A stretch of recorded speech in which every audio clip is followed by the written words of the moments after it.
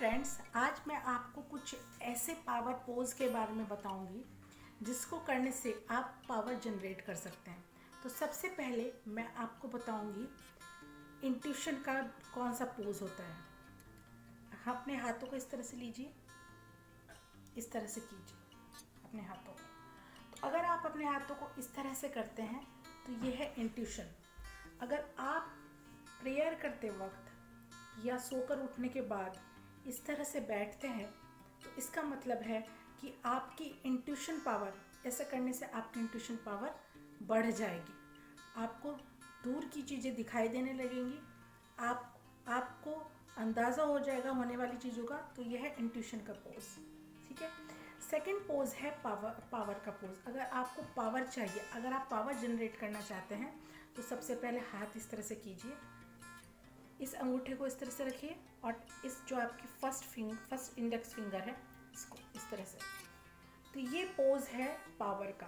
अगर आप इस पोज को इस तरह से रख के मेडिटेशन भी करते हैं या 10 से 15 मिनट इस तरह से बैठते हैं तो ये है एक पावर पोज। तीसरा पोज है एब्सोल्यूट का।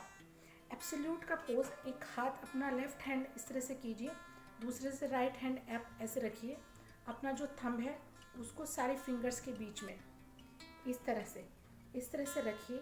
तो ये जो पोज है ये पोज है एब्सोल्यूट।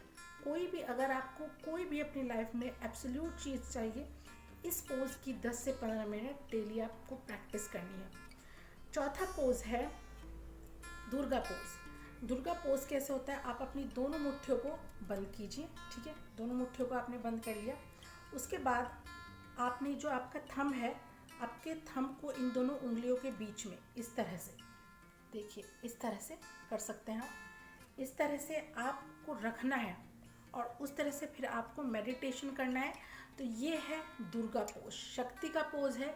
आपको शक्ति कलेक्ट करनी है तो आपको इस तरह से ये पोज रखना होगा। फिफ्थ है आदि पोज। आदि पोज क्या है?